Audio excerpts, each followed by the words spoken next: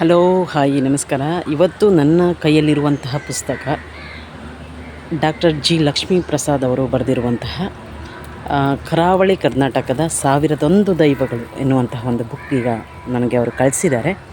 So ಇದರಲ್ಲಿ ಏನು ಅಂತ ಹೇಳಿದರೆ, ಕರಾವಳಿ ಕರ್ನಾಟಕದ ಅಂತ ಹೇಳಿದರೆ ಉತ್ತರ ಕನ್ನಡ, ದಕ್ಷಿಣ ಕನ್ನಡ, ಕೊಡಗು ಹಾಗೆ ತುಳುನಾಡ ಹಲವಾರು ದೇವರುಗಳ ಒಂದು ಅಧ್ಯಯನ ಗ್ರಂಥ ಅಂತ ಹೇಳ್ಬೋದು. ಇದನ್ನು ಸಾಮಾನ್ಯವಾಗಿ ನಮ್ಮ ಘಟ್ಟದ ಕಡೆಯಿಂದ ಅಂತ ಏನು ಹೇಳ್ತಾರೆ, ಆ ಘಟ್ಟದ ಸೈಡಿಂದ ಹಿಡಿದು ಕೇರಳದ ಕೊಟ್ಟಾಯಂ ತನಕನೂ ಏನು ದೇವರುಗಳು ಎಷ್ಟಿದ್ದಾವೆ, ಸರಿಸುಮಾರು ಇಲ್ಲಿ ಟೈಟಲ್ ಪ್ರಕಾರ 1001 ಅಂತ ಹಾಕಿದ್ದಾರೆ. ಬಟ್ ಇಲ್ಲಿ 1253 ದೇವರುಗಳ ಉಲ್ಲೇಖ ಇದೆ. ಇದೊಂಥರ ಸಂಶೋಧನಾ ಕೃತಿ ಕೂಡ ಹೌದು. ಕರ್ನಾಟಕದಲ್ಲಿರುವಂಥ ಹಲವಾರು ದೇವರುಗಳ ಒಂದು ಉತ್ತಮವಾದಂತಹ ಒಂದು ಹಿನ್ನೆಲೆಯನ್ನು, ಜೊತೆಗೆ ಆ ದೈವಗಳ ಒಂದು ವಿಶೇಷತೆ ಏನು, ಇವೆಲ್ಲ ಆ ಹುಟ್ಟು ಹಿನ್ನೆಲೆ ಪ್ರತಿಯೊಂದು ಇತಿಹಾಸಗಳು ಇದರಲ್ಲಿವೆ.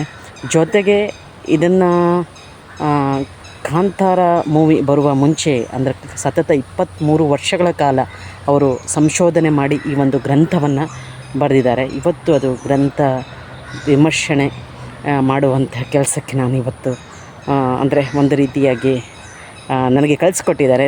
ತುಂಬ ಚಂದವಾದಂತಹ ಒಂದು ಇದು ಅದ್ಭುತವಾಗಿ ಅವರ ಒಂದು ಎಲ್ಲ ಯೋಚನೆಗಳ ದೃಷ್ಟಿಯಿಂದ, ಸಂಶೋಧನೆಯ ಒಂದು ಹಿನ್ನೆಲೆಯಿಂದ ಈ ಗ್ರಂಥ ಇವತ್ತು ನನ್ನ ಕೈ ಸೇರಿದೆ.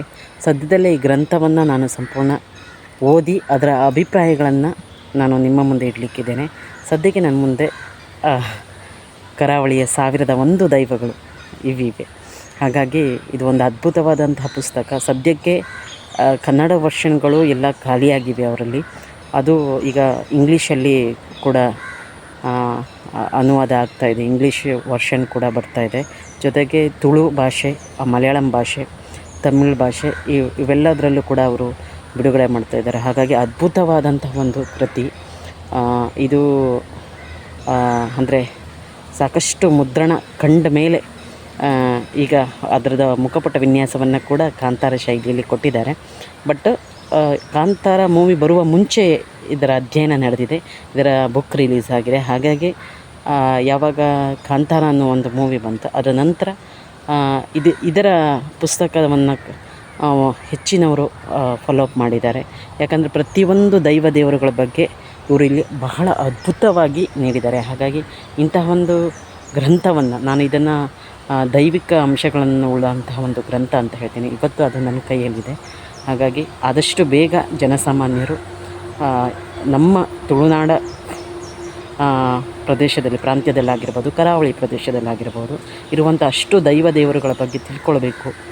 ಅದರ ಉಗಮ ಹೇಗಾಯಿತು, ಹೇಗೆ ಅದರ ಹಿನ್ನೆಲೆ, ಇತಿಹಾಸ ಏನು, ಅದರ ವಿಶೇಷತೆ ಏನು, ಪ್ರತಿಯೊಂದು ದೇವರುಗಳ ಒಂದು ಪ್ರತಿಯೊಂದು ಹೆಚ್ಚಾಗಿರುವಂತಹ ದೈವಗಳ ಬಗ್ಗೆ, ಅದು 1253 ದೈವಗಳ ಬಗ್ಗೆ ಉಲ್ಲೇಖನ ಮಾಡಿದ್ದಾರೆ. ಸೊ ಈ ಗ್ರಂಥ ಸಾಧ್ಯವಾದರೆ ಓದಲಿಕ್ಕೆ ಪ್ರಯತ್ನ ಮಾಡಿ ಅಂತ ಹೇಳ್ತೇನೆ. ಧನ್ಯವಾದಗಳು. Thank you once again, Lakshmi ji madam.